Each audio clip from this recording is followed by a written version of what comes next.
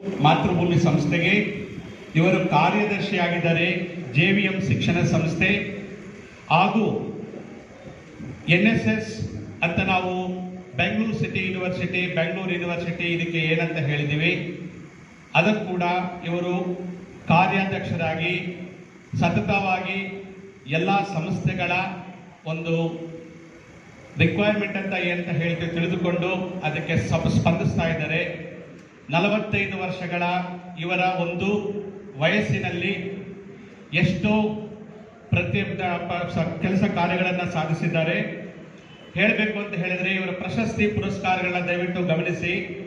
45 ವರ್ಷ ವಯಸ್ಸಿನಲ್ಲಿ 1999ರಲ್ಲಿ ಅಂದರೆ 22 ವರ್ಷದ ಹಿಂದೆನೇ ಭಾರತ ಸರ್ಕಾರದ ಅತ್ಯುತ್ತಮ ಜಿಲ್ಲಾ ಯುವ ಪ್ರಶಸ್ತಿ ಅಂತ ಪ್ರಶಸ್ತಿಯನ್ನು ಗಳಿಸಿದ್ದಾರೆ.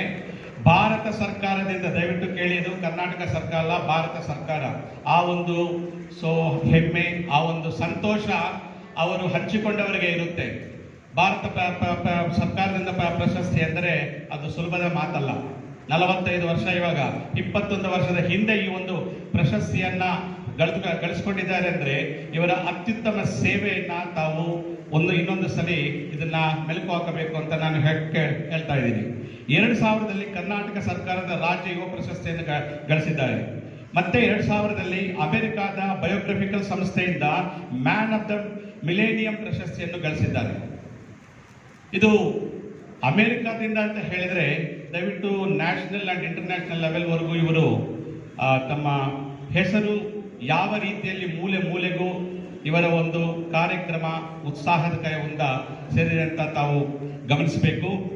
ಸಂಘ ಸಂಸ್ಥೆಗಳ ಬಗ್ಗೆ ಹೇಳಬೇಕು ಅಂತ ಹೇಳಿದ್ರೆ 2003ರಿಂದ 2016ವರೆಗೂ ಇವರನ್ನ ಯುವ ನಾಯಕ, ಯುವ ಚೇತನ, ಅಂಬೇಡ್ಕರ್ ಪ್ರಶಸ್ತಿ, ಕನ್ನಡ ಕಟ್ಟಾಳು, ಯುವ ಸಂಜೀವಿನಿ, ಯುವರತ್ನ, ಕರ್ನಾಟಕ ಜ್ಯೋತಿ ರಾಜ್ಯ ಪ್ರಶಸ್ತಿ, ರಾಜೀವ್ ಗಾಂಧಿ ಸದ್ಭಾವನಾ ರಾಷ್ಟ್ರೀಯ ಪ್ರಶಸ್ತಿ, ಕನ್ನಡ ಶ್ರೀ, ಜಾನಪದ ರತ್ನ, ಕನ್ನಡ ರತ್ನ, ಜಾನಪದ ಜೋಗಿ, ಜಾನಪದ ಸಂಗಮ, ಜಾನಪದ ತೇರು, ಜಾನಪದ ಗಾರುಡಿಗ, ಯುವ ಸಿರಿ, ಕರುನಾಡ ರತ್ನ, ಜಾನಪದ ಶ್ರೀ, ಕರ್ನಾಟಕ ಯುವ ಸ್ಟಾರ್, ನಡೆದಾಡುವ ಜಾನಪದ ಕೋಶ. ನೋಡಿ, ಪ್ರತಿ ಒಂದು 2003ರಿಂದ 2016ವರೆಗೂ ಪ್ರತಿ ಒಂದು ವರ್ಷ ಯಾವುದೋ ಒಂದು ರೀತಿಯಲ್ಲಿ ಇವರಿಗೆ ಸನ್ಮಾನವನ್ನು ಸರ್ಕಾರದ ಕಡೆಯಿಂದ ವಿವಿಧ ರೀತಿಯಲ್ಲಿ ಪ್ರಶಸ್ತಿಗಳನ್ನು ಕೊಟ್ಟಿದ್ದಾರೆ. ಸರ್, ಈ ಒಂದು ಕಾರ್ಯಕ್ರಮಕ್ಕೆ ತಾವು ಆಗಮಿಸಿರುವುದು ನಮ್ಮೆಲ್ಲರ ಒಂದು ಹೆಮ್ಮೆ ಅಂತ ಹೇಳಿ ಮತ್ತೊಮ್ಮೆ ಸಾರಿ ಆಡಳಿತ ಮಂಡಳಿಯ ಪರವಾಗಿ, ನಿಮ್ಮೆಲ್ಲರ ಪರವಾಗಿ ಸ್ವಾಗತವನ್ನು ಬಯಸುತ್ತೇನೆ. ಮತ್ತೆ ವೇದಿಕೆಯ ಮೇಲೆ ಆಸೀನರಾಗಿರ್ತಕ್ಕಂತಹ ಆಡಳಿತಾಧಿಕಾರಿ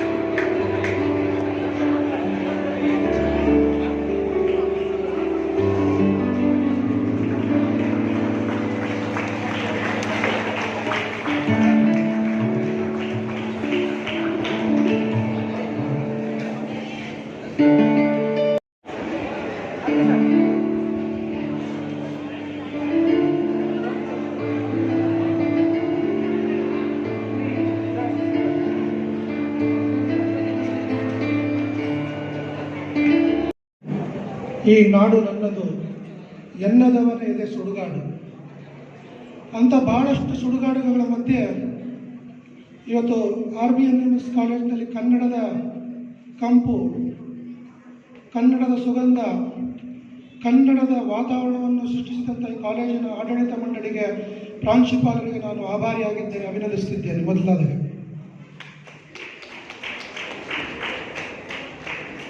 ಜಾನಪದ ಮೂಲೆ ಗುಂಪಾದರೆ ಮಾನವ ಜನಾಂಗ ಮೂಕಾದಂತೆ, ಪದ ಹಾಡದೆ ಕಲ್ಲ ಬೀಸಿದರೆ ತಿರುಗುತ್ತಿರಲಿಲ್ಲ ಕಲ್ಲು.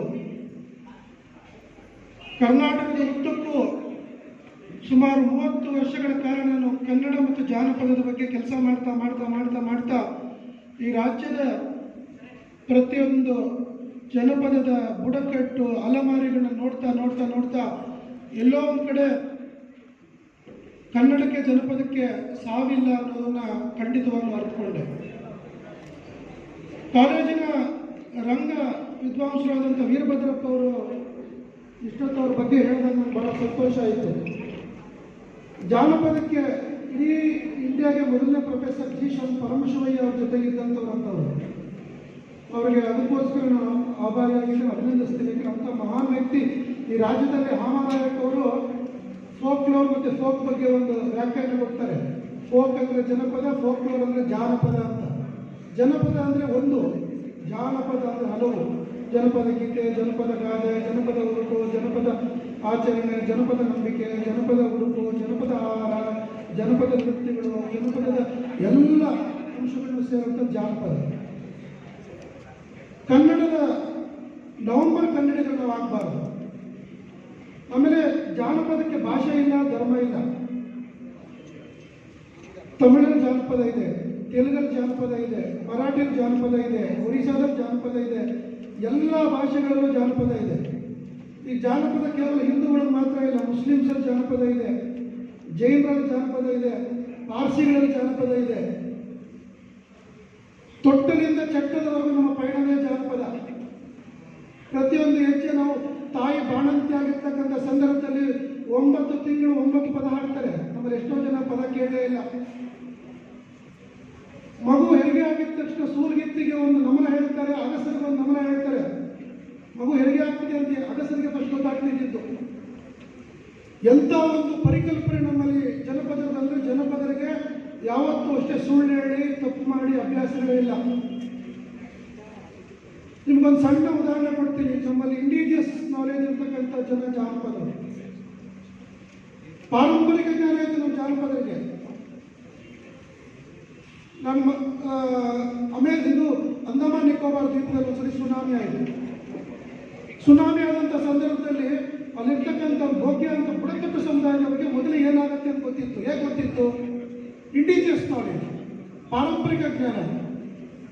ಜೋರಾಗಿ ಬೀಸ್ತಕ್ಕಂಥ ಸಮುದ್ರದ ಅಲೆಗಳು, ಪ್ರಾಣಿ ಪಕ್ಷಿಗಳ ಕಿರ್ಚಾಟಗಳು ಗೊತ್ತಾಯ್ತು, ಏನೋ ಒಂದು ಅವಘಡ ಆಗುತ್ತೆ ಅಂತ ಅವರೆಲ್ಲ ಬೆಟ್ಟದ ಮೇಲೆ ನಿಲ್ಲಿಸಿದ್ರು, ಅವ್ರು ಬದುಕಿದ್ರು. ವಿಜ್ಞಾನ ಯಾರು ನಂಬುದು ಅವರು ಸತ್ತೋದ್ರು. ಅಂದ್ರೆ ವಿಜ್ಞಾನಕ್ಕಿಂತ ದೊಡ್ಡದು ಜನಪದ ಅನ್ನೋದನ್ನ ನಾನು ಹೇಳಲಿಕ್ಕೆ ಇಷ್ಟಪಡ್ತೀನಿ. ಕನ್ನಡದ ಜೊತೆಗೆ ಜನಪದ ಇದೆ. ಜನಪದ ಬೇರೆ, ಕನ್ನಡ ಬೇರೆ ಏನಿಲ್ಲ. ಆ ಭಾಷೆಗಳ ಜೊತೆಗೆ ಜನಪದ ಅಂಟಿಕೊಂಡೇ ಇರ್ತದೆ. ಮೇಡಮ್ ನನಗೆ ಮಾತಾಡ್ತಾ ಹೇಳಿದ್ರೆ ತಮಿಳು ಮಕ್ಕಳು ಜಾಸ್ತಿ ಇದ್ದಾರೆ. ಸರಿ ಇರಲಿ, ತಮಿಳು ಮಕ್ಕಳು ಕನ್ನಡ ಕಲಿತ್ರಿ ಅಂತ ಸಂತೋಷ, ಬಹಳ ಸಂತೋಷ. ಕನ್ನಡದಲ್ಲಿ ಹಾಡಲಿ, ಕನ್ನಡದಲ್ಲಿ ಕಲೀಲಿ. ನಾನು ಈಗ ತಾನೇ ಸರಿಗೆ ಹೇಳ್ತಿದ್ದೆ, ಮುಂದಿನ ದಿನಗಳಲ್ಲಿ ನಾವು ನಿಮ್ಮ ಜೊತೆ ಒಂದು MIU ಮಾಡ್ಕೊಳ್ಳೋಣ, ಇಲ್ಲೇ ಒಂದು ಜಾನಪದ ಹಬ್ಬ ಮಾಡೋಣ, ಹುಡುಗರೆಲ್ಲ ಪಂಚಶಾಹಿದಲ್ಲಿ ಬರಲಿ, ಹೆಣ್ಮಕ್ಳು ಸೀರಿಯಲ್ ಬರಲಿ, ನಾವೆಲ್ಲ ಸೇರಿ ಒಂದು ದೊಡ್ಡ ಹಬ್ಬ ಮಾಡಿಬಿಟ್ಟಿಲ್ಲಿ ಜಾನಪದ ಹಬ್ಬ ಮಾಡಿಬಿಟ್ಟು ದೊಡ್ಡ ವಿಜೃಂಭಣೆಯಿಂದ ಮಾಡೋಣ. 1000 ಪದ ಆಡ್ತಾರೆ ಸೋಮನ ಗಂಗುಚ್ಚಮ್ಮ ಅಂತ, ಅವಳನ್ನ ಕರ್ಸೋದು ಇಲ್ಲಿಗೆ. ಅಚ್ಚೆ ಪುಟ್ಟವೆಂಟಮ್ಮನ ಕರ್ಸೋಣ ನಮ್ಗೆ ಅಚ್ಚೆ ಟಾಟೋ ಹಾಕ್ಸಕ್ಕೆ. ಕಣಿ ಸಿದ್ದಯ್ಯನ ಕರ್ಸೋಣ ನಿಮ್ಗೆ ಕಣಿ ಕೇಳಿಸಕ್ಕೆ. ಸೋಮನ ರಾಮಾಯಣ ಕರ್ಸೋಣ ಒಂದು 2000 ಹಾಡುಗಳ ಸರ್ದಾರ. ಅವನು ಗಂಡಸಾಗಿ ಸೋಮನ ಪದಗಳನ್ನ ಅವನ ಥರ ಹಾಡೋರು ಈ ರಾಜ್ಯದಲ್ಲೇ ಇಲ್ಲ. ಇವರೆಲ್ಲ ಬದುಕಿದ್ದಾರೆ. ಬನ್ನೂರು ಕೆಂಪಮ್ಮ ಬದುಕಿದ್ದಾಳೆ. ಇವರೆಲ್ಲ ಆಕ್ಚುಲಿ ಜನಪದ ಯೂನಿವರ್ಸಿಟಿ ಪ್ರೊಫೆಸರ್ಸ್ ಆಗಬೇಕಾಗಿತ್ತು. ಅಕಾಡೆಮಿಕ್ ಆಗಿರೋರೆಲ್ಲ ಇವರೇ ಪ್ರೊಫೆಸರ್ಸ್ ಆಗಬೇಕು. ಸಿದ್ದಮ್ಮ, ಬೋರಮ್ಮ, ಗಂಗುಚ್ಚಮ್ಮ ಇವರೇ ಆಗಬೇಕಾಗಿತ್ತು. ಇವತ್ತು ಆಗಿಲ್ಲ. ರಾಜ್ಯೋತ್ಸವ ಇಂಥ ಭಾಗಗಳಲ್ಲಿ ಮಾಡಬೇಕು. ಕನ್ನಡಿಗರು ತುಂಬಿರೋ ಜಾಗದಲ್ಲಿ ಮಾಡೋರಲ್ಲ, ಇಲ್ಲಿ ಮಾಡೋದಕ್ಕೋಸ್ಕರ ಹೇಳ್ತಿದ್ದೆ. ಈ ಕಾಲೇಜಲ್ಲಿ ಕನ್ನಡದ ತಪ್ಪು, ಕನ್ನಡದ ಬಗ್ಗೆ ಅಭಿಮಾನ, ಕನ್ನಡದ ಬಗ್ಗೆ ಎಷ್ಟೋ ಜನ ಪ್ರಬಂಧ ಬರೆದ್ರು. ಬಹಳ ಸಂತೋಷ. ಪ್ರಯತ್ನ ನಾನು ಮಾಡಿದಾರಲ್ಲ.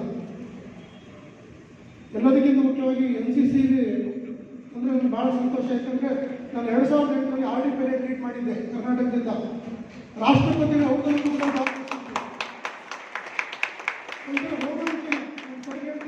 ಪ್ರೆಸಿಡೆಂಟ್ ಆಫ್ ಇಂಡಿಯಾ ಜೊತೆ ಕೂತ್ಕೊಂಡು ಡಿ ಪಾರ್ಟಿಲಿ ಅಂದರೆ ಎಂಥ ಒಂದು ಭಾಗ್ಯ. ಅದೊಂಥರ ಮೈ ಕೂದಲೇ ತಿಳ್ಕೊಂಡ್ಬಿಡೋದು. ಪ್ರೈಮ್ ಮಿನಿಸ್ಟರ್ ಮನೆಗೆ ಔತಣ ಕೂಟ, ಮನಮೋಹನ್ ಸಿಂಗ್ ಪ್ರೈಮ್ ಮಿನಿಸ್ಟರ್ ಆಗ, AK ಆ್ಯಂಡ್ ಡಿಫೆನ್ಸ್ ಮಿನಿಸ್ಟರ್ ಅವ್ರ ಮನೆಗೆ ಔತಣ ಕೂಟ, Ahmad Ansari vice president of India ಅವ್ರ ಮನೆಗೆ ಔತಣ ಕೂಟ. ಜೀವನದಲ್ಲಿ ಒಂದು ಸರಿ ನಾವು ರಾಜಪಥ ನಡಿಬೇಕು. ಅವಾಗ ನಮ್ಗೆ ಸಿಗ್ತಕ್ಕಂಥ ಸಂತೋಷ, ಆ ದೇಶದ ಭಕ್ತಿ, ಗಾಂಭೀರ್ಯತೆ, ನಾಡು, ನುಡಿ, ಜಲ, ನೆಲ ಇದ್ರ ಬಗ್ಗೆ ನಮಗೆ ಬಹಳಷ್ಟು ಗೌರವ ಬರ್ತದೆ. RBN ಸ್ಕೂಲಲ್ಲಿ ಖಂಡಿತವಾಗ್ಲೂ ನಾವು ಜಾನಪದ ಹಬ್ಬ ಮಾಡಬೇಕಂತ ರಿಕ್ವೆಸ್ಟ್ ಮನವಿ ಮಾಡ್ತೀನಿ. ಆಡಳಿತಾಧಿಕಾರಿಯವರು, ರಂಗತಜ್ಞರು ಖಂಡಿತ ಮಾಡಿಸೋಣ. ನಿಮ್ಗೆ ಏನು ಬೇಕು ಅದಕ್ಕೆ ನಾನು ಬಾಯಲ್ಲಿ ಏನು ಮಾತಾಡಲ್ಲ, ಅದನ್ನು ಮಾಡಿ ತೋರಿಸ್ಬಿಟ್ಟು ಆಮೇಲೆ ಮಾತಾಡೋಣ. ಅದ್ರ ಬಗ್ಗೆ ಒಂದು ರೂಪರೇಷೆ ಹಾಕೋಣ. ಪುಷ್ಪಲತಾ ಮೇಡಮ್ ಮಾಡಿದ್ದಾರೆ, ಕನ್ನಡದ ಬಗ್ಗೆ ಅವರು ಭಾಳಷ್ಟು ತಿಳ್ಕೊಂಡಿರ್ತಕ್ಕಂಥದ್ದಿದ್ದಾರೆ. ನಮ್ಮ ಪ್ರತಾಪ್ ಸರ್ ಅವ್ರ ಬಗ್ಗೆ ನಾನು ಮಾತಾಡೋದು ಭಾಳಷ್ಟು ಸೌಮ್ಯ ಸ್ವಭಾವದ, ಸೌಜನ್ಯದ ಪ್ರಾಂಶುಪಾಲರು. ಅವ್ರ ಮಾತಲ್ಲೇ ನನಗೆ ಅವರ ಕಾಲೇಜ್ ಬರಬೇಕನ್ಸ್ಬಿಡ್ತು. ಕೆಲವು ಪ್ರಾಂಶುಪಾಲರು ಇರ್ತಾರೆ, ಅವ್ರು ಮಾತಾಡಿದ ತಕ್ಷಣ ಇಲ್ಲ ಸರ್ ಕೆಲಸ ಇದೆ ಸರ್ ಬರೋಕ್ಕಾಗಲ್ಲ ಅಂತೀನಿ. ಅವ್ರ ಮಾತು ಕೇಳಿ ಬರೋಣ ಅನಿಸ್ತು. ಅಂತ ಒಳ್ಳೆ ಚೈತನ್ಯ ಇರ್ತಕ್ಕಂಥ ಪ್ರಾಂಶುಪಾಲರು, ಬಹಳಷ್ಟು ಅನುಭವ ಇರ್ತಕ್ಕಂಥ ಅಧ್ಯಾಪಕ ವೃಂದದವರಿದ್ದಾರೆ. ಬಿಳಿಗಿರಿ ರಂಗನ ಬೆಟ್ಟಕ್ಕೆ ನೀವು ಹೋಗ್ಬೇಕು. ಯಾಕಪ್ಪ ಬಿಳಿಗಿರಿ ರಂಗನ ಬೆಟ್ಟಕ್ಕೆ ಹೋಗ್ಬೇಕಂದ್ರೆ ಸೋಲಿಗರ ಸಂಸ್ಕೃತಿ ಇದೆ. ಅಲ್ಲಿ ಪ್ರತಿ ವರ್ಷ ಒಂದು ಐಕ್ಯತೆಗೆ ಒಂದು ರೊಟ್ಟಿ ಹಬ್ಬ ಅಂತ ಮಾಡ್ತಾರೆ. ಎಲ್ಲ ಮನೇಲಿ ರೊಟ್ಟಿ ಮಾಡಿಬಿಟ್ಟು ತಂದು ಗುಡ್ಡೆ ಹಾಕ್ತಾರೆ. ದೊಡ್ಡ ಗುಡ್ಡೆ ಆಗುತ್ತೆ. ಯಾವ ರೊಟ್ಟಿ ಯಾವುದು ಅಂತ ಗೊತ್ತಾಗಲ್ಲ, ಸಾಮರಸ್ಯ ಅದು. ಆಮೇಲೆ ರೊಟ್ಟಿ ಹಬ್ಬದಲ್ಲಿ ಒಂದು ರೌಂಡ್ ಡ್ಯಾನ್ಸ್ ಮಾಡ್ತಾ ಇರ್ತಾರೆ ಹುಡುಗರೆಲ್ಲ. ಹುಡುಗರಿಗೆ ಕಲ್ಲು ಹೊಡಿತಾರೆ. ಒಬ್ಬ ಹುಡುಗನ ಇಷ್ಟಪಟ್ಟ ಮೇಲೆ ಆ ಹುಡುಗಿಗೆ 3 ಕಲ್ಲು ಹುಡುಗನ ಮೇಲೆ ಹೊಡೆದ್ರೆ ಹುಡುಗಿ ಕಾಡು ಕೊಡೋದು. 7 ದಿನ ಕಾಡಲ್ಲಿ ಇರ್ತಾರೆ ಅವರು. ಇವತ್ತಿಗೂ ಸಂಪ್ರದಾಯ ನಡೀತದೆ. 7 ದಿನ ಕಾಡಲ್ಲಿ ಹೆಂಗಪ್ಪ ಇರ್ತೀರಾ ಅಂತ ಕೇಳಿದ್ವಿ ಅವ್ರನ್ನ. ಗೆಡ್ಡೆ ಗೆಡಿಸ್ತಿರ್ತೀವಿ. ಕಾಡುಮತ್ತಿ ಮರ ಅಂತಿದೆ. ಬಿಳಿಗಿರಿ ರಂಗನ ಬೆಟ್ಟಕ್ಕೆ ಹೋದಾಗ ಕಾಡುಮತ್ತಿ ಮರ ನೋಡಿ. ಆ ಮರದಲ್ಲಿ ಒಂದು 5-6 ಬಿಂದಿಗೆ ನೀರು ಬರ್ತದೆ. ಕಟ್ಟಿದ ಒಂದು ಚುಚ್ಚಿದ್ರೆ ಕಾಡುಮತ್ತಿ ಮರದ ನೀರು ಕುಡಿತಾರೆ, ಗೆಡ್ಡೆ ಗೆಡಿಸ್ತಿರ್ತಾರೆ. 7ನೇ ದಿನ ಮನೆಗೆ ಬಂದ್ಮೇಲೆ 1 ಕಾಲು ರೂಪಾಯಿ ವರದಕ್ಷಿಣೆ ಕೊಟ್ಟು ಹೆಣ್ಣು ಕಡೆಯವರು ಗಂಡು ಕಡೆಯವ್ರು ಕೊಡಲ್ಲ, ಗಂಡು ಕಡೆಯವರು ಹೆಣ್ಣು ಕಡೆಯವ್ರು ಕೊಟ್ಬಿಟ್ಟು ಮದುವೆ ಆಗ್ತಾರೆ. ಅದ್ಭುತವಾದಂಥ ಸೋಲಿಗರ ಸಂಸ್ಕೃತಿ. ಜೀನ್ಸ್ ಪ್ಯಾಂಟ್ ಬಂದಿದ್ದಾರೆ ಇವತ್ತು. ನಾನು ಮೊನ್ನೆ ಒಂದು ತಿಂಗಳ ಮುಂಚೆನೂ ಸೋಲಿಗರ ಬಸವರಾಜ್ ಅಂತಿದ್ದಾರೆ. ನೀವೇನಾದ್ರು ಹೋದ್ರೆ ಅಲ್ಲಿ ಹೋಗಿ ಅರೇಂಜ್ ಮಾಡ್ಬೋದು. ನಿಮಗೆ ಕಾಲೇಜಿಂದ ಟೂರ್ ಆಗಿದ್ರೆ ಒಂದು ಇಂತಿಂಥ ಸ್ಟಡೀಸ್ಗೆ ಹೋಗ್ಬೋದು. ಈಗ ನಮ್ಮ ಮಾಗಡಿ ತಾಲೂಕಲ್ಲಿ ನಾಯಕನ ಪಾಳ್ಯ ಆಗ್ತಿದೆ. ಅಲ್ಲಿ ಈರುಳ್ಳಿಗಳಿದ್ದಾರೆ, ಈರುಳ್ಳಿಗಳು ಅಂತ ಹೇಳ್ತಾರೆ ಅವರು. ಆ ಕಾಲೇಜು ಈಗಲೂ ಬೆಳಗ್ಗೆ ತಕ್ಷಣ ಇಲ್ಲಿನ ಫ್ರೈ ಮಾಡ್ಕೊಂಡು ತಿನ್ಕೊಂಡು ಕಾಲೇಜ್ಗೆ ಹೋಗ್ತಾರೆ. ಇಲ್ಲಿ ತಿಂತಾರೆ, ಈಗಲೂ ತಿಂತಾರೆ. ನಿಮಗೆ ಆಶ್ಚರ್ಯ ಆಗ್ಬೋದು. ನಾವು ಫೀಲ್ಡ್ ವಿಸಿಟ್ಗೆ ನಾನು ಜಾನಪದ ಲೋಕದಲ್ಲಿ 10 ವರ್ಷ ಇದ್ದೆ. ರಾಜ್ಯ ಸಂಚಾಲಕನಾಗಿ HL ನಾಗೇಗೌಡರ ಸಂಸ್ಥೆಯಲ್ಲಿ ಕೆಲಸ ಮಾಡಿದೆ. ಅವಾಗ ನಾನು ಪೂರ್ವ ಬಸವರಾಜನ ಫೀಲ್ಡ್ ವಿಸಿಟ್ಗೆ ಮಕ್ಕಳನ್ನ ಕರ್ಕೊಂಡು ಹೋಗ್ತಿದ್ವಿ. ಭಾಳ ಅದ್ಭುತ. ಸತ್ತಾಗ ಅವರು ಕಲ್ಲಲ್ಲಿ ಕೂಡಿಸ್ಬಿಡ್ತಾರೆ, ಹೇಗೆ ಕೂಡಿಸ್ಬಿಟ್ಟು ಇಟ್ಬಿಡ್ತಾರೆ. ಯಾಕೆ ಸರ್ ಮಾಡ್ತೀರಾ? ಇಲ್ಲ, ಬಾಡಿ ಸತ್ತಾಗ ಪ್ರಾಣಿಗಳಾದ್ರೂ ಸಾಕಬೇಕು, ಬಾಡಿ ವೇಸ್ಟ್ ಆಗಬಾರ್ದು ಅಂತ. ನೋಡಿ, ನಾವು ಓದ್ಕೊಂಡಿಲ್ಲ, ಏನು ಮಾಡಿಲ್ಲ ಅವರು, ಆದರೂ ಅವರಿಗೆ ನಾಲೆಜ್ ಎಷ್ಟಿದೆ. ಈಗ ಬನ್ನೂರು ಕೆಂಪಮ್ಮ ರಾತ್ರಿ ಆಡ್ತಾಳೆ. ಕೊಳ್ಳೇಗಾಲದಲ್ಲಿ ಇರ್ತಕ್ಕಂಥ ವೀರಗಾರ ಆಗ್ಬೋದು, ದೇವರ ಭಟ್ರು ಆಗ್ಬೋದು, ಇವತ್ತಿಗೂ ರಾತ್ರಿ 15 ರಾತ್ರಿ ಮಾದಪ್ಪನ ಕಾವ್ಯ ಆಗ್ತದೆ. ಕರ್ನಾಟಕ ಇಷ್ಟು ನಿಮ್ಮ ಕಾಲೇಜಿಗೆ ಬಂದಿದ್ದಕ್ಕೆ ಒಂದು 3 ಪಾಯಿಂಟ್ ಆದ್ರೆ ನಿಮ್ಗೆ ಗೊತ್ತಿರಬೇಕು. ಕರ್ನಾಟಕದಲ್ಲಿ 52 ಪದಗಳಿದೆ. ಸೋಬಾನೆ ಪದ, ಈ ಥರ ಪದಗಳಿದೆಯಲ್ಲ, 52 ಪದಗಳಿದೆ. ನೆನ್ಪಿಟ್ಕೊಳ್ಳಿ, ಕರ್ನಾಟಕದಲ್ಲಿ 52 ಜನಪದ ಗೀತೆ ಪ್ರಕಾರಗಳಿದೆ, 257 ನೃತ್ಯ ಪ್ರಕಾರಗಳಿದೆ. ನೀವು ಡೊಳ್ಳು, ಪೂಜಾ ಕುಣಿತ, ಪಟ ಕುಣಿತ, ಸೋಮನ್ ಕುಣಿತ ನೋಡ್ತೀರಲ್ಲ, ಆ ಥರ 257 ಫೋಕ್ ಆರ್ಟ್ ಫಾರ್ಮ್ಸ್ ಇನ್ ಕರ್ನಾಟಕ. 5 ಮಹಾಕಾವ್ಯಗಳಿದೆ. 5 ಮಹಾಕಾವ್ಯಗಳಲ್ಲಿ ಬಲೆ ಮಾದೇಶ್ವರ ಮಹಾಕಾವ್ಯ, ಮಂಟೇಸ್ವಾಮಿ ಮಹಾಕಾವ್ಯ, ಜುಂಜಪ್ಪನ ಮಹಾಕಾವ್ಯ, ಮೈಲಾರಲಿಂಗನ ಮಹಾಕಾವ್ಯ, ಸೌದತ್ತಿ ಯಲ್ಲಮ್ಮನ ಮಹಾಕಾವ್ಯ. 50 ಖಂಡಕಾವ್ಯಗಳಿದೆ. ಪ್ರಿಯಾಪಟ್ಟಣದ ಕಾಳಗ ಆಗ್ಬೋದು, ಅಥವಾ ಎಷ್ಟೊಂದು ಖಂಡಕಾವ್ಯಗಳು 50 ಇದೆ. ನೋಡಿ ಎಷ್ಟು ಅಗಾಧವಾಗಿ ವಿಸ್ತೃತವಾದರೆ ಕನ್ನಡದಲ್ಲಿ ಒಂದು ಸಬ್ಬು ಅಷ್ಟೇ ಇದು ಜನಪದ. ಕನ್ನಡ ಎಷ್ಟಿರ್ಬೋದು. ನಾನು ವೀರಭದ್ರಯ್ಯ ಸರ್ ಹೇಳ್ತಿದ್ರು, ನೀವು ಸಾಧ್ಯ ಆದರೆ ಎಂದೇವರಲ್ಲಿ ಕಿನ್ನರಿ ಜೋಗಿಗಳು ಅಂತ ಇರ್ತಾರೆ, ಅರ್ಜುನ್ ಜೋಗಿಗಳು, ಅರ್ಜುನ ವಂಶಸ್ಥರು. ಮೊನ್ನೆ ಅವರು ಆರ್ಡಿ ಪೀರಿಯಡ್ ಅವರು ಹೋಗಿದ್ರು, ನಾನೇ ಕಳಿಸ್ಕೊಟ್ಟಿದ್ದೆ. ನೀವು ಸಾಧ್ಯವಾದರೆ ಫೀಲ್ಡ್ ವಿಸಿಟ್ ಹೋದಾಗ ಎಂದೇವರಳ್ಳಿಗೆ ಹೋಗ್ಬೋದು. ಅಲ್ಲಿ ಪಕ್ಕದಲ್ಲಿ ರಾಮಜೋಗಿಹಳ್ಳಿ ಅಂತಿದೆ. ಅಲ್ಲಿ ರಾಮಕೊಂಡಡು ಅಂತ ಬರೋರು ಮಧ್ಯರಾತ್ರಿಯಲ್ಲಿ. ರಾಮಕೊಂಡಡು, ಹನುಮನಂಡಡು, ವಸ್ತಾನಯ್ಯ, ಭೋತನಯ್ಯ, ಅವ್ರು ತೆಲುಗು ಮತ್ತು ತಮಿಳು, ಮರಾಠಿ ಮಿಶ್ರ ಭಾಷೆಯಲ್ಲಿ ಹಾಡ್ಕೊಂಡು ಬರೋರು. ಅಲ್ಲೇ ರಾಮಜೋಗಿಹಳ್ಳಿಯಲ್ಲಿ ಒಂದು 100 ಕುಟುಂಬ ಇದೆ. ನಾನು ಇದೆಲ್ಲ ನೀವು ಯಾಕೆ ನೋಡಬೇಕು ಅಂತ ಹೇಳಿದ್ರೆ ಮುಂದಿನ ಪೀಳಿಗೆಗೆ ಸಿಗಲ್ಲ ಅವರು. ನಾನು ಹೇಳ್ತಿದ್ದೆ, ಮುಖವೀಣೆ ಆಂಜನಪ್ಪ ಸತ್ತೋದ್ರೆ ಇನ್ನು 4 ಜನ ಸತ್ತೋದ್ರೆ ಮುಖವೀಣೆ ಸಿಗೋದಿಲ್ಲ ಅಂತ. ಬುಡಬುಡಿಕೆಯವ್ರು ಕಡಿಮೆ ಆಗ್ಬಿಟ್ಟಿದ್ದಾರೆ, ಕಣಿ ಹೇಳೋರು ಕಡಿಮೆ ಆಗ್ಬಿಟ್ಟಿದ್ದಾರೆ. ಸೂರ್ಗಿತ್ತಿನ ಬಾಣಂತಿ ಮಾಡುವಂಥ ಸೂಲಿಗಿತ್ತಿರು ಊರಿಗೆ ಒಂದು ಗ್ರಾಮಕ್ಕೆ 5 ಜನ ಇರ್ತಿದ್ರು, ಇಲ್ಲವೇ ಇಲ್ಲ. ಸೋಮನೆ ಪದಾಡೋರು ಒಂದು 1 ಲಕ್ಷ ಜನ ಇರ್ಬೋದು ಕರ್ನಾಟಕದಲ್ಲಿ. ಈ ಗೋಕರ್ಣ ಕಡೆ ಹೋದಾಗ ನಿಮ್ಗೆ 2 ವಾದ್ಯಗಳು ಸಿಗುತ್ತೆ. ಒಂದು ಗುಂಟೆ ಪಾನ್ ಅಂತ ಬಹಳ ಒಳ್ಳೆ ವಾದ್ಯ ಅದು, ಮಣ್ಣಿನಲ್ಲಿ ಮಾಡಿದಂಥ ಮಡಿಕೆಲಿ ಶುದ್ಧ ಇರ್ತದೆ. ಇಲ್ಲಿ ಹುಡುಗ ಚರ್ಮ ಕಟ್ಟಿರ್ತಾರೆ, ಇದು ಹೊಡ್ಕೊಂಡು ಡ್ಯಾನ್ಸ್ ಮಾಡ್ತಾರೆ, ಅದನ್ನು ನೋಡ್ಬೋದು. ಅದನ್ನು ಬಿಟ್ಟರೆ ಪಂಚವಾದ್ಯ ಮತ್ತು ರಣವಾದ್ಯಗಳು ಸಿಗುತ್ತೆ ನಿಮಗೆ. ಎಲ್ಲದಕ್ಕಿಂತ ಹೆಚ್ಚಾಗಿ ನೀವು ನಮ್ಮ ಕನ್ನಡದ ಇತಿಹಾಸನ ಪೂರ್ತಿ ಓದೋದು ಬೇಕಾಗಿಲ್ಲ, ಕಿಂಚಿತ್ ಅದ್ರ ಬಗ್ಗೆ ತಿಳ್ಕೊಳ್ಳುವಂಥದ್ದು, ಅದನ್ನು ಮೆಲ್ಕಾಕುವಂಥ ಒಂದು ಪ್ರಯತ್ನ ಮಾಡಿ. ಇಡೀ ಕನ್ನಡನ ಸಮಗ್ರವಾಗಿ ಓದ್ಕೊಳ್ಳೋಕೆ ಯಾರ ಕೈಲೂ ಆಗೋದಿಲ್ಲ. ದೇಶ ಸುತ್ತಬೇಕು ಅಂತ ಕೋಶ ಓದಬೇಕು ಅಂತ ಹೇಳಿದರೆ ಕೋಶ ಓದೋಕ್ಕಾಗಲ್ಲ, ದೇಶ ಸುತ್ತಬೋದು, ಫೀಲ್ಡ್ ವಿಸಿಟ್ ಮಾಡ್ಬೋದು. RBNS ಕಾಲೇಜಲ್ಲಿ ಏನೇನು ಮಾಡ್ಬೋದು ನಾವು ಅಂತ ನಾನು ನನ್ನ ಮನಸ್ಸಿಗೆ ನಮ್ಮ ಮನೇಲಿ ಅಂದ್ಕೊಂಡೆ. ಒಂದು ಮಹಾಕಾವ್ಯಗಳ ಬಗ್ಗೆ ಒಂದ್ಸತಿ ಕಾವ್ಯ ಹಾಡೋರನ್ನು ಇಬ್ಬರು ಕಲಿಸ್ತೀವಿ, ಮತ್ತು ವಿದ್ವಾಂಸನ ಕಲಿಸ್ತೀವಿ. ವೀರಾಸಾಬೆ ದೇಶಗಳನ್ನ ಚುಂಚಪ್ಪನ ಕಾವ್ಯಗಳನ್ನು ಮಾತಾಡ್ತೀವಿ, ಒಂದ್ಸತಿ ಮಾಡ್ಬೋದು. ಇನ್ನೊಂದ್ಸತಿ ನಿಮಗೆ ಒಂದು ಟ್ರೈನಿಂಗ್ ಕೊಡ್ಬೋದು. ಸರ್ ಹೇಳೋದು ಕೋಲಾಟ ಟ್ರೈನಿಂಗ್, ಖಂಡಿತ ಕೋಲಾಟ ಟ್ರೈನಿಂಗ್ ಕೊಡೋದು ನಿಮಗೆ. ನಮ್ಮ ಟೀಚರ್ಸ್ ಇದ್ರೆ ಕೋಲಾಟ ಟ್ರೈನಿಂಗ್ ಕೊಡೋಣ, ಕಂಸಾಳೆ ಒಳ್ಳೆ ಟ್ರೈನಿಂಗ್ ಕೊಡೋಣ, ಕಂಸಾಳೆ ಮೂಲ ಕಂಸಾಳೆ ಟ್ರೈನಿಂಗ್ ಕೊಡೋಣ. ಬೀಸು ಕಂಸಾಳೆ ಅಂತ ನಮ್ಮ ಕಂಸಾಳೆ ಬಗ್ಗೆ ನಿಮ್ಗೆ ಗೊತ್ತಿರ್ಬೋದು. ಕಂಸಾಳೆ ಯಾಕೆ ಸ್ಟಾರ್ಟ್ ಆಯಿತು? ಮಲೆ ಮಹದೇಶ್ವರ ಬೆಟ್ಟಕ್ಕೆ ಜನ ಹೋಗ್ತಾ ಇರ್ತಿದ್ರು. ಹೋಗ್ತಕ್ಕಂಥ ಸಂದರ್ಭದಲ್ಲಿ ಪ್ರಾಣಿಗಳು ಅಟ್ಯಾಕ್ ಮಾಡೋದು. ಅಟ್ಯಾಕ್ ಮಾಡಿದಾಗ ಅವ್ರಿಗೆ ಈ ಇನ್ಸ್ಟ್ರೂಮೆಂಟ್ನ ಕೊಯಂಬತ್ತೂರು ಕಡೆಯಿಂದ ಮಾಡ್ಕೊಂಡು ಬಂದಿರೋರು. ಅವ್ರು ಆ್ಯಕ್ಚುಲಿ ಮಲೆ ಮಹದೇಶ್ವರ ಕೊಂಗಪ್ರಿಯ ಅವನು, ಅಂದರೆ ತಮಿಳುನಾಡವರು ಜಾಸ್ತಿ ಆರಾಧಕರು ಮಲೆ ಮಹದೇಶ್ವರನಿಗೆ. ಅವನು ಈಗಲೂ ಅಷ್ಟು ಮೊದಲನೇ ಕೊಂಗ ಪ್ರಿಯ ಅಂತ ನಾವು ಇಟ್ಟಿಟ್ಟು ಮಾಡ್ತಾ ಇರ್ತಾರೆ. ಅಂದರೆ ಅತಿ ಹೆಚ್ಚು ತಮಿಳರ ಭಕ್ತರು ಹೊಂದಿರ್ತಕ್ಕಂಥ ದೈವ ಮಲೆ ಮಹದೇಶ್ವರ. ಇವತ್ತು ಕಂಸಾಳೆ ನಮ್ಮ ರಾಜ್ಯದಲ್ಲಿ ಜಾಸ್ತಿ ಮಾಡಲ್ಲ, ಕೊಯಂಬತ್ತೂರಲ್ಲೇ ಮಾಡೋದು ಕಂಸಾಳೆ. ಎಷ್ಟು ಆಳವಾಗಿ ಮಹದೇಶ್ವರ ಬೆಟ್ಟಕ್ಕೆ ಹೋದಾಗ ಕಂಸಾಳೆ ಹೊಡ್ಕೊಂಡು ಡ್ಯಾನ್ಸ್ ಮಾಡ್ತಾ ಇರ್ತಕ್ಕಂಥದ್ದು, ಹಾಡಾಡ್ತಾ ಇರ್ತಕ್ಕಂಥ ಸಂದರ್ಭದಲ್ಲಿ ಪ್ರಾಣಿಗಳು ಅಟ್ಯಾಕ್ ಮಾಡೋದಿಲ್ಲ. ಅದಕ್ಕೋಸ್ಕರ ಉಟ್ಕೊಂಡಂಥ ಗೀತೆಗೆ ಕಂಸಾಳೆ ಪದಗಳು, ಅದಕ್ಕೆ ಉಟ್ಕೊಂಡಂಥದ್ದೇ ಈ ಕಂಸಾಳೆ ವಾದ್ಯ.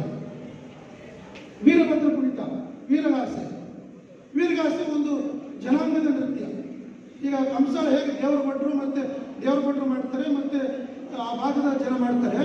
ಈ ವೀರಭದ್ರ ಕುಣಿತ ಒಂದು ಲಿಂಗಾಯತ ಧರ್ಮದಲ್ಲಿ ಒಂದ್ಸತಿ ಅಟ್ಯಾಕ್ ಆಗ್ತಿರ್ತಕ್ಕಂಥ ಸಂದರ್ಭಗಳಲ್ಲಿ ವೀರಭದ್ರನ ಆವೇಶ, ರೋಷ, ಆವೇಶಗಳು ನೋಡಿ ಆ ಯುವಜನ ಕಟ್ಟದಂಥ ವೀರಭದ್ರ ಕುಣಿತ ಇದೆಯಲ್ಲ, ಅದನ್ನು ನೋಡೇ ಜನ ಎದುರುಬಿಟ್ರು.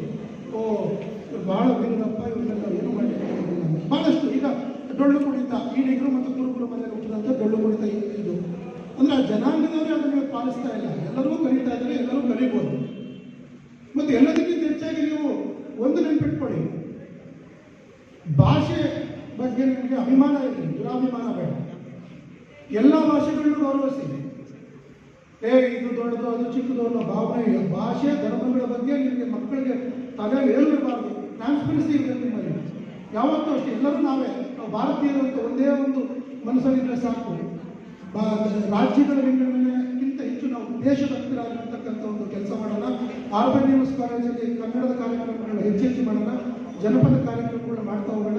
ಅದ್ರ ಜೊತೆಗೆ ನನಗೆ ಎಲ್ಲದಕ್ಕಿಂತ ಮುಖ್ಯವಾಗಿ ಈ ಕಾಲೇಜಿನಲ್ಲಿ ಈಗ ಪ್ರಾರ್ಥನೆ ಮಾಡಿದಂಥ ಹೆಣ್ಣು ಮಕ್ಕಳು ಚೆನ್ನಾಗಿ ಮಾಡೋದು, ಅದರ ಜೊತೆಗೆ ಇನ್ನೊಂದಷ್ಟು ಕಂಸಾಳೆ ಇದೆ ಅಂತ ನಾನು ಹೇಳಿದೆ. ಮೇಡಮ್ ಅಷ್ಟೇ ಕಂಸಾಳೆ ಮಾಡಿಸಿದ್ರು ಒಂದು ನೋಡ್ತೀನಿ, ಅವ್ರ ಕಾಲಿನ ಹೆಜ್ಜೆ ಮತ್ತು ಕಂಸಾಳೆ ಸರಿ ಮಾಡೋದು ಕಲಿತಿದ್ದೀರಾ, ಕಲೀರಿ. ನೀವು ಹೇಗೆ ನೀವು ಒಂದು ಹೆಜ್ಜೆ ತಪ್ಪಾಗಿ ಹಾಕಿದ್ರು ಪರವಾಗಿಲ್ಲ, ಕಲಿಯೋ ಪ್ರಯತ್ನ ಮಾಡಿ. ತಪ್ಪಾಗಿ ಕನ್ನಡ ಮಾತಾಡೋ ಪರವಾಗಿಲ್ಲ, ಕಲಿಯೋ ಪ್ರಯತ್ನ ಇರಬೇಕು. ಕಲಿಯೋ ಪ್ರಯತ್ನನೇ ಇಲ್ಲ ಅಂದರೆ ಏನು ಮಾಡಲಿಕ್ಕಾಗಲ್ಲ. ತಪ್ಪಾಗಿ ಬಿಡಿ, ತಪ್ಪು ಎಲ್ಲರೂ ಮಾಡ್ತಾರೆ, ಬಟ್ ಆ ತಪ್ಪು ಸರಿಪಡಿಸ್ಕೊಳ್ತಕ್ಕಂಥ ಒಂದು ಕಾಲಾವಕಾಶ ನಮಗೆ ಸಿಗುತ್ತೆ. ನಾನು RBNS ಕಾಲೇಜಿನ ಈ ಆಡಳಿತ ಮಂಡಳಿಗೆ ಮತ್ತು ಎಲ್ಲ ಸಿಬ್ಬಂದಿ ವರ್ಗದವ್ರಿಗೆ ನಾನೆಲ್ಲರಿಗೂ ಚಿರಋಣಿ ಆಗಿರ್ತೀನಿ. ಈ ದಿನ ನಾಡಿದ್ದು ರಾಣಿ ಚೆನ್ನಮ್ಮ ವಿಶ್ವವಿದ್ಯಾಲಯಕ್ಕೆ ಹೋಗ್ತಾ ಇದ್ದೀನಿ. ನಾನು ಎಲ್ಲ ವಿಶ್ವವಿದ್ಯಾಲಯದ ಜೊತೆ ನನ್ನ ಯೂತ್ ಫೆಸ್ಟಿವಲ್ ನಡೀತದೆ. ರಾಣಿ ಚೆನ್ನಮ್ಮ ವಿಶ್ವವಿದ್ಯಾಲಯದಲ್ಲಿ ಚೀಫ್ ಜಡ್ಜಾಗಿ ಹೋಗ್ತಾ ಇದ್ದೀನಿ. ನಾಡಿದ್ದು 30ನೇ ತಾರೀಕು ಬೆಳಗ್ಗೆ ಈ ದಿನ ರಾಣಿ ಚೆನ್ನಮ್ಮ ಮಹಿಳಾ ವಿಶ್ವವಿದ್ಯಾಲಯದಲ್ಲಿ ಇರ್ತೀನಿ, ಅದನ್ನು ಮುಗಿಸಿ ಬರ್ತೀನಿ. ಸರ್ ಹೇಳಿದ್ದು ಇವತ್ತು ನಾನು ಆ್ಯಕ್ಚುಲಿ ನಂದು ಬೆಂಗಳೂರು ಗ್ರಾಮಾಂತರ ಜಿಲ್ಲೆ ಯುವಜನ ಮೇಳ ಚೀಫ್ ಜಡ್ಜ್ ಆಗಿತ್ತು. ಇವತ್ತು ದೇವನಹಳ್ಳಿ ನಡೀತಾರೆ ಗೌರ್ಮೆಂಟ್ ಮೆಡಿಕಲ್ ಕಾಲೇಜಲ್ಲಿ, ಬಟ್ ಅದು ಹೋಗಿಲ್ಲ. ಸರ್ ಮಾರ್ಕ್ ಕೊಟ್ಟಿದ್ದೆ ಬರ್ತೀನಿ ಅಂತ ನಾನು ಮಾರ್ಕ್ ಕೊಡಿಸ್ಕೊಂಡು ಬಂದಿದ್ದೀನಿ. ನಿಮ್ಮ ಕಾಲೇಜ್ ಬಗ್ಗೆ ನನಗೆ ಅತ್ಯಂತ ಅಭಿಮಾನ ಇದೆ. ಮುಂದಿನ ದಿನಗಳಲ್ಲಿ ನಿಮ್ಮ ಕಾಲೇಜಲ್ಲಿ ಜನಪದ ವಾತಾವರಣ, ಕನ್ನಡದ ವಾತಾವರಣ ಮತ್ತು ಇವನ್ನು ನಾವು ಹೇಳಿದ್ದೆ ಒಂದು ಟ್ರೈನಿಂಗ್ ಕ್ಯಾಂಪ್ ಕೊಡ್ತೀವಿ ಅಂತ ಗೌರ್ಮೆಂಟಿಂದ, ಅಂಥದ್ದೆಲ್ಲ ಸೌಲಭ್ಯಗಳನ್ನು ಕಾಲೇಜ್ಗೆ ಕೊಡಿಸ್ತೀವಿ. ನಡೆಸ್ತಕ್ಕಂಥ ವ್ಯವಸ್ಥೆ ಮಾಡ್ತೀವಿ. NSS ಅಲ್ಲಿ ನಾನು ಸ್ಟೇಟ್ ಅಡ್ವೈಸರಿ ಕಮಿಟಿ ಮೆಂಬರ್ ಇದ್ದೀನಿ. ಮತ್ತು ಯುವ ಸ್ಪಂದನ ಅಂತ ಒಂದು ಸ್ಕೀಮ್ ಇದೆ ಗೌರ್ಮೆಂಟ್ದು. ಅದರಲ್ಲಿ ಹುಡುಗರು ಸೂಸೈಡ್ ಮಾಡ್ಕೊಳ್ಳೋದನ್ನ ಮಾಡಬಾರ್ದು ಅಂತ ಗೌರ್ಮೆಂಟ್ ನಮ್ಮ ಎಲ್ಲ ಡಿಸ್ಟಿಕಲ್ಲಿ ನಮ್ಮ ಆಫೀಸಸ್ ಇದೆ. ಅದ್ರ ಮೂಲಕ ಸಹ ಏನಾದ್ರು ಹೆಲ್ಪ್ ಆಗಿದ್ರೆ ಬೆನಿಫಿಟ್ಸ್ ನಡೆಸ್ತಕ್ಕಂಥ ಒಂದು ಕೆಲಸ ಮಾಡ್ತೀವಿ. ನಮ್ಮ ಜನರಲ್ ತಿಮ್ಮಯ್ಯ ಅಕಾಡೆಮಿಯಿಂದ ಈಗ ಬೇಸಿಕ್ ಅಡ್ವಾನ್ಸ್ ಟ್ರೈನಿಂಗ್ ಕೋರ್ಸಸ್ ಮಾಡ್ತಾ ಇದ್ವಿ. ಅದ್ರ ಬಗ್ಗೆ ಸ್ವಲ್ಪ ನಾಲೆಜ್ ನಾನು ನಿಮ್ಮ ಆಡಳಿತಾಧಿಕಾರಿಗಳಿಗೆ ಪ್ರಾಂಶುಪಾಲರಿಗೆ ಎಲ್ಲ ಮಾಹಿತಿ ಕೊಡ್ತೀನಿ ಅಂತ ಹೇಳ್ತಾ, ಅಂಬೇಡ್ಕರ್ ಆದರ್ಶ, ಗಾಂಧೀಜಿಯವರ ಗಾಂಭೀರ್ಯ, ಭಗತ್ ಸಿಂಗ್ ಅವರ ಭಾವನೆ, ಸುಭಾಷ್ ಚಂದ್ರ ಬೋಸ್ ಅವರ ಸಾಹಸನ ಮುನ್ನಡೆಸಿ ಹೆಚ್ಚಿಗೆ ಮಾತನಾಡಿದ ನನ್ನ ಮಾತನ್ನು ಮುಕ್ತಾಯ ಮಾಡ್ತಾ ಇದ್ದೀನಿ. ಜೈ ಕರ್ನಾಟಕ ಮತ್ತೆ ಜೈ ಭಾರತ.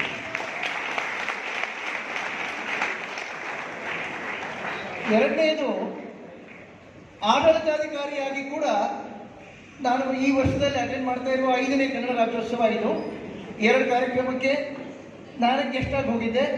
3ನೇದು ನಮ್ಮ ಡಿಗ್ರಿ PU ಕಾಲೇಜಲ್ಲಿ ಮೊನ್ನೆ ನಡೆದಿದೆ. ಮತ್ತೊಂದು ನಮ್ಮ ಮಿಡ್ಲ್ ಸ್ಕೂಲಲ್ಲಿ ನಡೆದಿದೆ. ಇವತ್ತು ಈಗ ನೋಡ್ತಾ ಇದ್ದೀನಿ. ಇದನ್ನು ನಾನು ಹೋಲಿಸ್ತಾ ಇಲ್ಲ. ಆ ಕಾರ್ಯಕ್ರಮ ಚೆನ್ನಾಗಿತ್ತು, ಇದು ಸುಮಾರು ಪ್ರಶ್ನೆ ಅಲ್ಲ. ಈ ಸಭಾಂಗಣಕ್ಕೆ ಕಳೆ ಕಟ್ಟಿದೆ. ಇವತ್ತು ಕಳೆದ 2-3 ವರ್ಷಗಳಿಂದ ಯಾವುದೇ ಸಾಂಸ್ಕೃತಿಕ ಕಾರ್ಯಕ್ರಮ ಇಲ್ಲದೆ ಒಂದು ರೀತಿ ಡೆಡ್ ಆಗಿ ಹೋಗಿದ್ವಿ ನಾವು. ಕೋವಿಡ್ ಗಲಾಟೆಯಿಂದಾಗಿ ಆನ್ಲೈನ್ ಕ್ಲಾಸು, ಅಲ್ಲಿ ಯಾವುದೇ ಖುಷಿ ಇಲ್ಲ.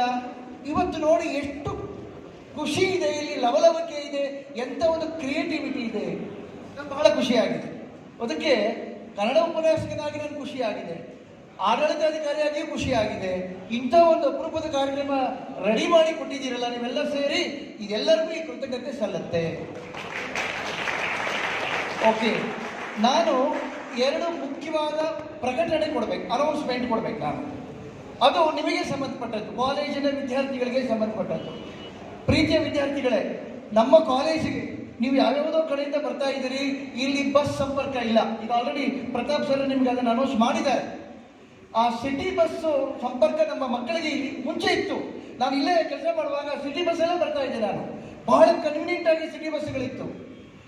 ಆದರೆ ಕಳೆದ ಹಲವು ವರ್ಷಗಳಿಂದ ಆ ಬಸ್ ಸಂಪರ್ಕ ನಿಂತು ಹೋಗ್ಬಿಟ್ಟಿತ್ತು. ನಾನು ಅನೇಕ ಸರಿ BMTC ಆಫೀಸಿನ ದೊಡ್ಡ ದೊಡ್ಡ ಅಧಿಕಾರಿಗಳು ಇರ್ತಾರೆ, ಅವರೆಲ್ಲರೂ ಮೀಟ್ ಮಾಡಿದ್ದೆ. ಒಂದು ಸಾರಿ ಪ್ರತಾಪ್ ಸರ್ನು ಕರ್ಕೊಂಡು ಹೋಗ್ಬಿಟ್ಟಿದ್ದೆ, ಬನ್ನಿ ಸರ್ ಹೋಗ್ಬರೋಣ ಅಂತ. ನಾವಿಬ್ರು ಹೋಗಿ ಅಲ್ಲಿ IAS ಆಫೀಸರ್, ಲಕ್ಕಿಲಿ ಅವ್ರು ನಮಗೆ ಫ್ರೆಂಡ್ ಆಗಿದ್ದವರು, ನಮ್ಮ ಎಕ್ಸ್ ಕಲೀಗ್ ಆಗಿದ್ದವರು, ಅವ್ರು ಮೀಟ್ ಮಾಡಿ ನೋಡಿ ನಮ್ಮ RNMS ಕಾಲೇಜ್ ಮಕ್ಕಳು 1,000 ಮಕ್ಕಳ ಮೇಲೆ ಬರ್ತಿದ್ದಾರೆ. LKG ಇಂದ ಮಾಸ್ಟರ್ ಡಿಗ್ರಿವರೆಗೆ ಯಾವ್ಯಾವುದೋ ಕಾರಣದಿಂದ ಬರ್ತಾ ಇದ್ದಾರೆ. ಬಸ್ ಸಂಪರ್ಕ ಇಲ್ಲ, ನಮಗೆ ಸ್ಟ್ರೆಂತ್ ಬಿದ್ದೋಗ್ತಾ ಇದೆ, ದಯವಿಟ್ಟು ಸಂಪರ್ಕ ಕೊಡಲೇಬೇಕು ಅಂತ. ಇಮ್ಮಿಡಿಯೇಟ್ ಆಗಿ ಅವರು, ನಾನು ಅದಕ್ಕಿಂತ 1 ಮಂತ್ ಬ್ಯಾಕ್ ರಿಕ್ವೆಸೇಷನ್ ಕೊಟ್ಟಿದ್ವಿ. ಅದನ್ನು ಸಂಬಂಧಪಟ್ಟವರಿಗೆ ಫೋನ್ ಮಾಡಿ ನೋಟ್ ಹಾಕಿ ಬಸ್ ಕೊಡಬೇಕು ಈ ಕಾಲೇಜಿಗೆ ಅಂತ ಹೇಳಿಬಿಟ್ರು. ಈಗ 126 ಬಸ್ ನಂಬರ್, 127 ಬಸ್ ನಂಬರ್ ಎರಡೂ ಕೂಡ 126 ನಮ್ಮ ಮೆಜೆಸ್ಟಿಕ್ ಬಸ್ ಸ್ಟ್ಯಾಂಡಿಂದ ಬರುತ್ತೆ, ಜೀವನಹಳ್ಳಿಗೆ ಹೋಗುತ್ತೆ, ವಯಾ ಶಿವಾಜಿನಗರ್ ಆ್ಯಂಡ್ ಅರಸೂರ್ ಲೈನ್ ನಮ್ಮ ಈ ಭಾಗಕ್ಕೆ ಬರುತ್ತೆ. ಇಲ್ಲಿ ವೈಟ್ ಟ್ಯಾಪಿಂಗ್ ರೋಡ್ ನಡೀತಾ ಇದೆ, ಅದು ಮುಗಿದ ಕೂಡಲೇ ಈ ರೋಡಲ್ಲೇ ಬರುತ್ತೆ ಬಸ್. ಈಗಲೂ ಕೂಡ 126 ಆ ಶಿವಾಜಿನಗರ ಬಸ್ ಸ್ಟ್ಯಾಂಡ್ ಒಳಗಡೆ ಹೋಗಲ್ಲ, ಆ ಬೋರಿಂಗ್ ಹಾಸ್ಪಿಟಲ್ ಹತ್ರ ನಿಲ್ಲುತ್ತೆ. ಆ ಟೈಮಿಂಗ್ಸ್ ನೋಡ್ಕೊಳ್ಳಿ, ನೋಟಿಸ್ ಬೋರ್ಡಲ್ಲಿ ಹಾಕಿದ್ದಾರೆ ಆಲ್ರೆಡಿ ಪ್ರಿನ್ಸಿಪಾಲರು. ಎಲ್ಲರೂ ಆ ಸಿಟಿ ಬಸ್ಸಿನ ಸೌಲಭ್ಯ ತಗೊಳ್ಬೇಕು. ನೆಕ್ಸ್ಟ್ 127 ಶಿವಾಜಿನಗರ ಬಸ್ ಸ್ಟ್ಯಾಂಡಿಂದ ಜೀವನಹಳ್ಳಿಗೆ ಹೋಗುತ್ತೆ. ಸುಮಾರು ಟ್ರಿಪ್ಗಳನ್ನು ಮಾಡುತ್ತೆ. ಬರುವಾಗಲೂ ಕೂಡ ಹೀಗೆ ಬರಬೇಕು. ಈ ರೋಡ್ ವರ್ಕ್ ಮುಗಿತಿದ್ದ ಹಾಗೆ ಅವರು ಇದೇ ರೋಡಲ್ಲೇ ಬರ್ತಾರೆ. ಈಗ ಸದ್ಯ Kamaraj road and saint John's ರೋಡಲ್ಲಿ ಹೋಗ್ತಾ ಇವೆ. ನೀವು ನೋಡಿ, ಶಿವಾಜಿನಗರ ಬಸ್ ಸ್ಟ್ಯಾಂಡಲ್ಲಿ ನಮ್ಮ RBNMS ಸ್ಟಾಪ್ ಕೊಡಿ ಅಂತ ಕೇಳಿ ಅವ್ರಿಗೆ ಅನೌನ್ಸ್ ಮಾಡಿದ್ದೀವಿ. ಬಸ್ ಕಂಡಕ್ಟರ್ ಹತ್ರ ಮಾತಾಡಿದ್ದೀವಿ. ನಿಮ್ಗೆ ಏನಾದ್ರು ತೊಂದರೆ ಆದರೆ ಇಮಿಡಿಯೇಟ್ಲಿ ನನಗೆ ಕಾಲ್ ಮಾಡಿ. ಆ ಕಂಡಕ್ಟರ್ಸು ಅವ್ರ ಮೇಲಧಿಕಾರಿಗಳು ಚೆನ್ನಾಗಿ ಪರಿಚಯ ಇದ್ದಾರೆ. ಖಂಡಿತ ಬಸ್ಸು ಇನ್ನು ಮುಂದೆ ಈ ಸಮಸ್ಯೆ ನಿಮಗೆ ಇರಲ್ಲ. ಈವ್ನಿಂಗ್ ಕಾಲೇಜ್ ಮಕ್ಕಳಿಗೂ ಈ ಬಸ್ ಕನ್ವೀನಿಯಂಟ್ ಇರುತ್ತೆ. ಅಲ್ಲ, ಅದು ಕ್ರೆಡಿಟ್ ಪ್ರತಾಪ್ ಸರ್ಗೆ ಸಲ್ಲಬೇಕದು. ಅವ್ರ ಜೊತೆ ಬಂದಂಗೆ ಕೆಲಸ ಆಗ್ಬಿಡುತ್ತೆ ನೋಡಿ. ಅದಕ್ಕೆ ಮುಂಚೆ ನಾನು 4-5 ಸರಿ ಹೋಗಿದ್ದೆ. ಆವತ್ತು ಅವ್ರ ಜೊತೆಗೆ ಹೋದಾಗ, ಬನ್ನಿ ಇಲ್ಲಿ ಒಬ್ಬರು IAS ಆಫೀಸರ್ ಇದ್ದಾರೆ, ಅವರು ಕನ್ನಡ ಬೇಸ್ಡ್ ನನ್ನ ಜೊತೆ ಕೆಲಸ ಮಾಡಿದ್ದಾರೆ, ಅವರು IAS ಆದರೂ ಡೌನ್ ಟು ಅರ್ತ್ ಇದ್ದಾರೆ, ನನ್ನ ಜೊತೆ ಒಳ್ಳೆ ಸಂಪರ್ಕ ಇದ್ದಾರೆ, ಮಾತಾಡ್ಸೋಣ ಬನ್ನಿ ಸರ್ ಅಂತ ಸರ್ ಜೊತೆಗೆ ಒಳಗೆ ಹೋದ್ವಿ. ಅವತ್ತು 2 ಕೆಲಸ ಮಾಡಿದ್ವಿ ನಾವು. ಒಂದು BMTC, ಇನ್ನೊಂದು BBMP, ಈ ಡ್ರೈನೇಜ್ ವರ್ಕ್. ಎರಡೂ ಕೆಲಸ ಆಯಿತು. ನಾನು ಹೇಳಿದೆ ಪ್ರತಾಪ್ ಸರ್ಗೆ, ಇವತ್ತು ನಿಮ್ಮ ಕಾಲಿಟ್ಟುಗಳಿಗೆ ನೋಡಿ ಎಷ್ಟು ಚೆನ್ನಾಗಿದೆ, ಎಷ್ಟೆಲ್ಲ ನಾನು ಓಡಾಡಿದ್ದೀನಿ, ಇವತ್ತು ಕೆಲಸ ಆಗ್ಬಿಡುತ್ತಲ್ಲ ಅಂತ. ಓಕೆ, ಸೊ ಅದರ ಉಪಯೋಗ ಮಾಡ್ಕೊಳ್ಳಿ. ಎರಡನೇ ಪ್ರಕಟಣೆ, ಎರಡನೇ ಅನೌನ್ಸ್ಮೆಂಟ್ ಏನು ಅಂದರೆ, ಅದು ಈಗ ನನಗೆ ಇನ್ಸ್ಪಿರೇಷನ್ ಖಂಡಿತ ಸಿಕ್ಕಿದೆ. ನಾನು ಜಾನಪದ ನನ್ನ ಸ್ಪೆಷಲ್ ಸಬ್ಜೆಕ್ಟು. ಅವರಿದ್ದಾರೆ ಜಾನಪದ ಪರಿಷತ್ತಿನ ಅಧ್ಯಕ್ಷರು ಬಾಲಾಜಿಯವರು. ಡ್ರಾಮಾ ನನ್ನ PhD ಥೀಸಿಸ್, ನಾಟಕ. ಓಕೆ, ಈಗ ನಾನು ಅನೌನ್ಸ್ ಮಾಡ್ತಾ ಇರೋದು ಏನಪ್ಪಾ ಅಂದರೆ, ಪ್ರತಾಪ್ ಸರ್ ಹತ್ರ ಆಗಲೇ ಮಾತಾಡಿದ್ದೀವಿ, ಸೆಕ್ರೆಟರಿ ಅವರು ಇನ್ನೂ ನಮ್ಗೆ ಒಪ್ಪಿಗೆ ಕೊಡಬೇಕು, ಕೊಡ್ತಾರೆ ಅನ್ನೋ ನಂಬಿಕೆ ನನಗಿದೆ. ಇವತ್ತು ಆ ಕೊಡವ ಡ್ರೆಸ್ ಹಾಕೊಂಡಿದ್ದೆ ನಮ್ಮ ಎಕ್ಸ್ ಸ್ಟೂಡೆಂಟು, ಈ ಮಕ್ಕಳೆಲ್ಲ ಕಲರ್ಫುಲ್ ಡ್ರೆಸ್ ಹಾಕೊಂಡಿದ್ದಾರೆ, ಎಷ್ಟೆಲ್ಲ ತಯಾರಾಗಿದ್ದೀರಿ. ಆಮೇಲೆ ಇಲ್ಲಿ ಪಕ್ಕವಾದ್ಯ ನುಡಿಸ್ತಾ ಇದ್ದ ಹುಡುಗ ಒಬ್ಬ ತಬಲಾ ನೋಡಿ, ಇನ್ಸ್ಟ್ರೂಮೆಂಟಲ್ಲೆಲ್ಲ ಕಲ್ತಿದ್ದೀರಿ. ಟ್ಯಾಲೆಂಟ್ ಅನ್ನೋದು ಅದು ಯಾರೊಬ್ಬನ ಸೊತ್ತಲ್ಲ, ನಾವು ಕಷ್ಟಪಟ್ಟರೆ ಮನಸ್ಸು ಮಾಡಿದರೆ ಆ ಟ್ಯಾಲೆಂಟ್ ನಮ್ಮಲ್ಲೇ ಇರುತ್ತೆ. ಇಲ್ಲದೆ ಇದ್ದು ಕಲಿಬೇಕು, ನಾವು ಕಲ್ತ್ಕೊಳ್ಬೇಕಾದ್ರೆ. ಈಗ ನಾನು ಕೊಡುವ ಪ್ರಕಟಣೆ ಏನು ಅಂದರೆ, ನಾಟಕದ ತರಬೇತಿಯನ್ನು ಕೊಡುವ ಕೆಲಸವನ್ನು ಮಾಡ್ತಾ ಇದ್ದೀವಿ. ಸರಳವಾಗಿ ಹೇಳೋದಾದರೆ, ನಾಟಕದ ತರಬೇತಿ ಅಂದರೆ ರಂಗಾಯಣ ಅಂತ ಹೇಳಿ ಇಡೀ ಕರ್ನಾಟಕದಲ್ಲಿ ಬಹಳ ಪ್ರಸಿದ್ಧಿಯಾದಂಥ ನಾಟಕ ತರಬೇತಿ ಸೆಂಟರ್ ಅದು. ಡ್ರಾಮಾ ಆ್ಯಕ್ಟಿಂಗ್ ಕೋರ್ಸನ್ನು, ಸ್ಟೇಜ್ ಡೈರೆಕ್ಷನನ್ನು, ಕಾಸ್ಟ್ಯೂಮ್ ಡಿಸೈನಿಂಗ್ನ, ಮೇಕಪ್ ಮಾಡೋದನ್ನು, ಒಂದು ನಾಟಕ ಸ್ಟೇಜ್ ಮೇಲೆ ಬರಬೇಕು ಅಂದರೆ ಎಷ್ಟು ಜನ ಕೆಲಸ ಮಾಡಿರ್ತಾರೆ ಅದಕ್ಕೆ. ಆ ಥರದ ತರಬೇತಿ ಕೊಡುವ ಒಂದು ಸಂಸ್ಥೆ ರಂಗಾಯಣ ಅಂತ ಹೇಳಿ ಮೈಸೂರಲ್ಲಿ ಇತ್ತದು. ಈಗ ಅದರ ಬ್ರಾಂಚಸ್ ಎಲ್ಲ ಕಡೆ ಆಗಿದೆ. ಈಗ ಅಟ್ ಪ್ರೆಸೆಂಟ್ ಈಗ ಸದ್ಯದಲ್ಲಿ ಶಿವಮೊಗ್ಗದ ರಂಗಾಯಣದವರು ನಾವು ಕಾಂಟ್ಯಾಕ್ಟ್ ಮಾಡಿದ್ದೀವಿ. ಅವರು ನಾಳೆ ಡಿಸೆಂಬರಿಂದ ನಮ್ಮಲ್ಲಿ ಯಾರಿಗೆ ಆ್ಯಕ್ಟಿಂಗ್ ಇಂಟ್ರೆಸ್ಟ್ ಇದೆ, ನಾಟಕದಲ್ಲಿ ಆ್ಯಕ್ಟ್ ಮಾಡಲಿಕ್ಕೆ ಇಷ್ಟ ಇದೆ, ಅವರಿಗೆ ತರಬೇತಿ ಕೊಟ್ಟು ನಿಮ್ಮಿಂದಲೇ ಒಂದು ನಾಟಕವನ್ನು ಇಲ್ಲಿ ಪ್ರದರ್ಶನ ಮಾಡಿಸ್ತಾರೆ. ಓಕೆ, ಅದಕ್ಕೆ ರಂಗಾಯಣದವರು 50,000 ರೂಪಾಯಿ ದುಡ್ಡು ನಮ್ಮ ಕಾಲೇಜಿಗೆ ಕೊಡ್ತಾ ಇದ್ದಾರೆ. ಅದು ಒಂದು 20,000 ಡೈರೆಕ್ಟ್ರಿಗೆ, 30,000 ನಿಮ್ಮ ಕಾಸ್ಟ್ಯೂಮ್ಸು, ಸೆಟ್ಟಿಂಗ್ಸು ಇತ್ಯಾದಿಗಳಿಗೆ ಕೊಡ್ತಾರೆ. ಅದು ಸಕ್ಸಸ್ ಆಯಿತು ಅಂದರೆ ನೀವು ಇಲ್ಲಿ ಏನು ಫಸ್ಟ್ ಇಯರ್ ನಾವು ಅದನ್ನು ಕಾನ್ಸಂಟ್ರೇಟ್ ಮಾಡಿರೋದು ಫಸ್ಟ್ ಇಯರ್ ಡಿಗ್ರಿ ಹುಡುಗರಿಗೆ ಅಂತ ಅಂದ್ಕೊಂಡಿದ್ದೀವಿ. ಯಾಕೆಂದರೆ ಫಸ್ಟ್ ಇಯರ್ ಡಿಗ್ರಿ ಹುಡುಗರು ಇನ್ನೂ 2 ವರ್ಷ ಇರ್ತಾರೆ ನಮ್ಮಲ್ಲಿ. ಆ 3 ವರ್ಷದಲ್ಲಿ ಆ ತರಬೇತಿ ತೊಗೊಂಡ ಮೇಲೆ ನೆಕ್ಸ್ಟ್ ಬರೋ ಹುಡುಗರಿಗೆ ಅದು ಉಪಯೋಗ ಆಗಬೇಕು ಅನ್ನೋದು ಅಷ್ಟೇ ಉದ್ದೇಶ. ಆದರೆ ಬೈಂಡಿಂಗ್ ಏನಿಲ್ಲ ಅಲ್ಲಿ. ಫಸ್ಟ್ ಇಯರ್ ಹುಡುಗರೇ ಆಯ್ಕೆ ಮಾಡಬೇಕು ಅಂತ ಹೇಳಿ, ಸೆಕೆಂಡ್ ಇಯರ್ ಅವರು ಬರ್ಬೋದು, ಫೈನಲ್ ಇಯರ್ ಅವರು ಬರ್ಬೋದು. ಯಾರಿಗೆ ಇಂಟ್ರೆಸ್ಟ್ ಇದೆ ಆ್ಯಕ್ಟಿಂಗ್ ಮಾಡೋದ್ರಲ್ಲಿ ಅವರು. ನೀವು ಸಿನಿಮಾಕ್ಕೆ ಆ್ಯಕ್ಟಿಂಗ್ ಹೋಗ್ತೀರಾ, ಸಿನಿಮಾದಲ್ಲಿ ಒಂದು ಅವಕಾಶ ಇದೆ, ಆ್ಯಕ್ಟ್ ಮಾಡ್ತೀರಪ್ಪ ಅಂದರೆ ಎಷ್ಟು ಅಂತ ಬಂದ್ಬಿಡ್ತೀವಿ ನಾವು. ಕ್ಯಾಮ್ರಾ ಮುಂದೆ ನಿಲ್ಲಿಸಿ ಆ್ಯಕ್ಟ್ ಮಾಡೋಗಿದ್ದರೆ ಡೈಲಾಗ್ ಬಿಡಿಯೋ ಅಂದರೆ ಆ ಕಡೆ ಈ ಕಡೆ ನೋಡ್ತೀವಿ. ಯಾಕೆಂದರೆ ಸೂಟಬಲ್ ಟ್ರೈನಿಂಗ್ ಇರೋಲ್ಲ, ನಮಗೆ ತರಬೇತಿ ಇರೋಲ್ಲ. ಈ ನಾಟಕ ಏನು ಮಾಡುತ್ತೆ, ಒಂದು ಸ್ಟೇಜ್ ಮೇಲೆ ಹೇಗೆ ನಿಂತ್ಕೊಳ್ಬೇಕು, ಹೇಗೆ ಡೈಲಾಗ್ ಡೆಲಿವರಿ ಮಾಡಬೇಕು, ನಿಮ್ಮ ಬಾಡಿ ಲ್ಯಾಂಗ್ವೇಜ್ ಹೇಗಿರಬೇಕು, ಡೈಲಾಗ್ ಡೆಲಿವರಿ ಮಾಡುವಾಗ ಎಲ್ಲೆಲ್ಲಿ ಏನು ಮಾಡ್ಯುಲೇಷನ್ ಕೊಡಬೇಕು ನೀವು ಧ್ವನಿಯಿಂದ, ಅದೆಲ್ಲ ಹೇಳ್ಕೊಡ್ತಾರೆ.